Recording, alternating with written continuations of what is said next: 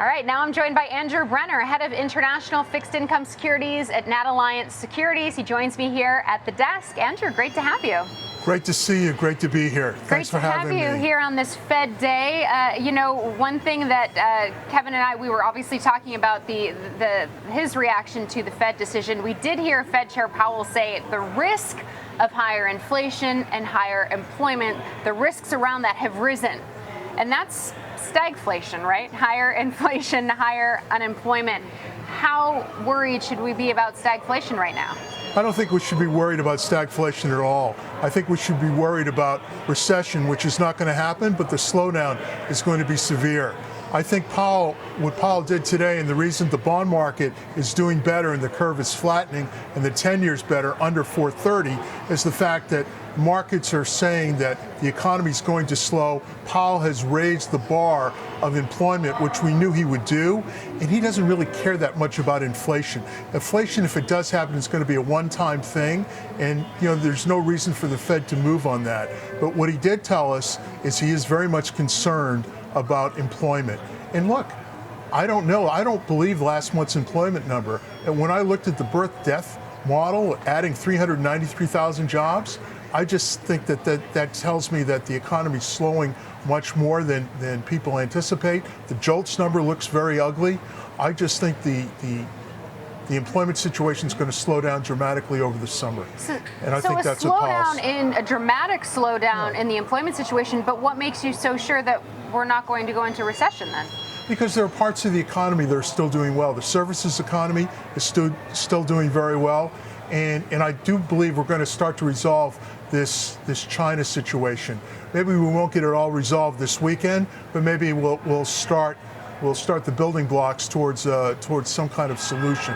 We need to get that Chinese information, that Chinese tariff stuff down. Even though Trump is still talking very aggressively towards China, I do believe that we will get this resolved. I have the utmost faith in Bessent, and Greer's supposed to have a good reputation too. Well, Treasury Secretary Scott Bessent was on Fox News, and he said, when speaking about that meeting that's happening this weekend in Switzerland, he said the talks are likely to center on de-escalation rather than a trade deal. So I guess, what does the level need to be to make you continue to be confident that we aren't going to reach a recession? Because I'm hearing, yes, maybe not 145%, but I've heard some say, okay, they might come down to 50%. That would still have a big impact on the consumer, no?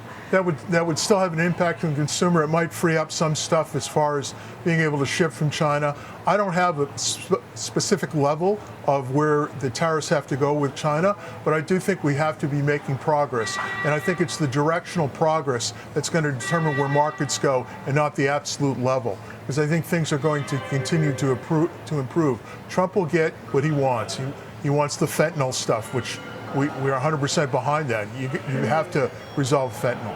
And you're not really going to get as many jobs in the U.S. I mean, the way I look at it is the jobs that are going to come to the U.S. are going to be jobs for robots. They're not going to be jobs for individuals. As well as this AI continues to generate more and more information, I think there's going to be less employment. So I think the whole U.S. employment situation is going to change. But getting to today rather than looking forward, the fact that Powell talked very aggressively about employment and he's worried about it tells me that he's going to move on unemployment. Look, the economy can survive with a little bit higher inflation. The economy can't survive with a lot of people out of work. So I really think that Powell is very much concerned about that, similar to what Bernanke was concerned about 10 or 15 years ago, and I think that's where he's going to move. He doesn't have the backing of the full Fed yet. The full Fed is still looking at inflation as a problem. And yeah, you're going to get a little bit of stagflation. As far as the Fed number of cuts for this year, it's still remaining a little above 3. I just looked at it, it's 3.06. It's just kind of moved out. June, which was more close to 150% at one point a few weeks ago, is now down to 20%. But July, which was just at 100% this morning, is down to 80. So we're looking at July, September, and December as the 3 cuts. We've stayed at 3 cuts even when it was 1 and even when it went to 5. We just think that 3.5 to 3.75 is the right level, and that's where we're going to get to. 3 cuts, though, because the economy is weakening, not because inflation is coming to target. Correct. That is correct. No question about it. At what point do you think the Fed actually starts to see this appear in the data, though? Because it's not showing up. I know you don't believe it, but the Fed is looking at those jobs numbers, and it's not showing up yet. You have hard data versus soft data. Hard data is very backward looking. And this Labor Department has been horrendous as far as determining what the actual situation of employment is on any given moment. And that's why they have significant revisions. What was it? Last year they revised out 818,000 jobs. I mean, I just think it's going to be dramatic when they start revising it and getting it right. So I think that it's going to be hard data versus soft data. The soft data is very telling, but it doesn't necessarily show up in any given notice, any given moment. And I think we have to wait. And once the good thing about the Fed is once the hard data starts to verify the soft data, I think the Fed will move aggressively. They may even move 50 basis points. And it may take to September, or it may happen in July.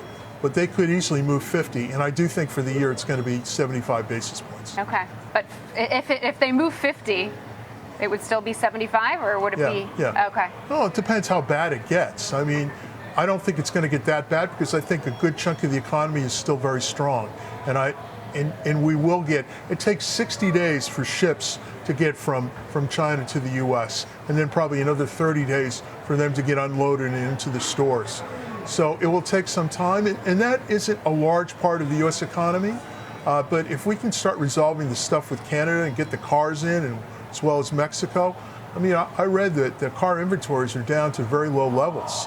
And the Manheim Index this morning showed that used car prices, as one would expect, are starting to tick up because there's starting to be a shortage of cars. And that's going to be somewhat inflationary.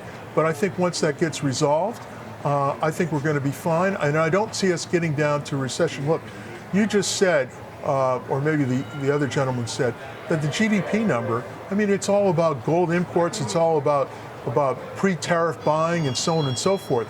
You get that out of whack, and all of a sudden, the second quarter is going to be a lot different, and the third quarter is going to be a lot different than that.